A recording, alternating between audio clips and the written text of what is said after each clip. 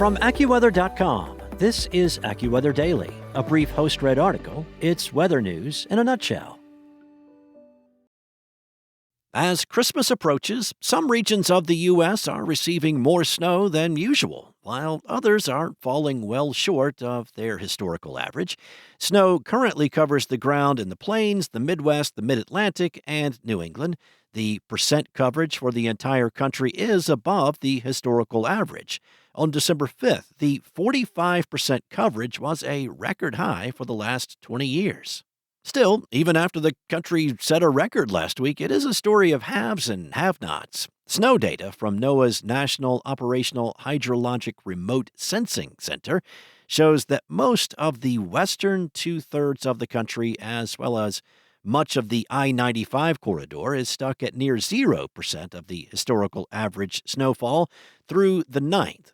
On the other hand, the Ohio Valley and parts of New England are above the historical average to date, as much as 500% of what they should have by this time of year. Residents in parts of the Midwest, from Dubuque, Iowa, through Chicago, have seen snowfall totals running more than a foot above the historical average for this time of year. South Bend, Indiana, has recorded nearly 24 inches. In Chicago, with 17 inches so far, the season is the snowiest since 1978. The heavier-than-average snow has led to record snow depths and early openings for ski resorts in New York, Vermont, and New Hampshire. Jay Peak in Vermont has accumulated 12 feet of snow so far this season. The resort opened early on November 22nd when they saw their first snowfall. Now, the snow at this point is the maximum that they have ever recorded, even counting the 68-69 season, which was their snowiest on record so far.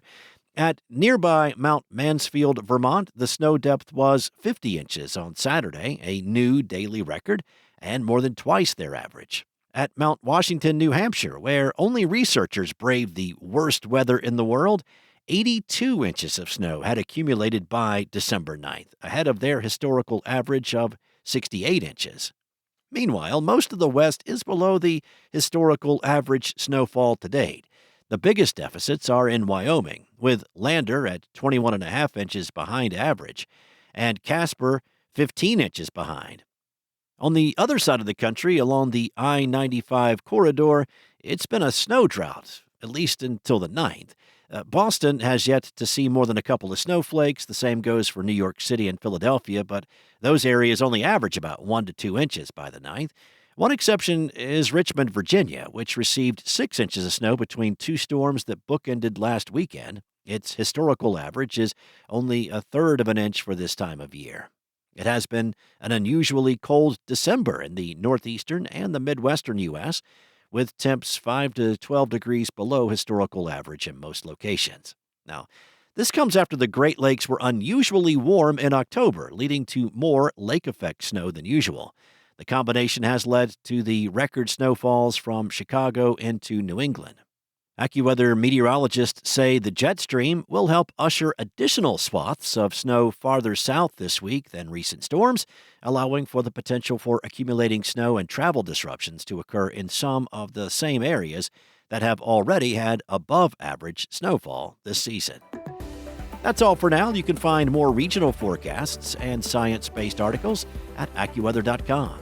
And for your local forecast at your fingertips, download the AccuWeather app. Enjoy the rest of your day. Be safe. I'll be back tomorrow with more from AccuWeather.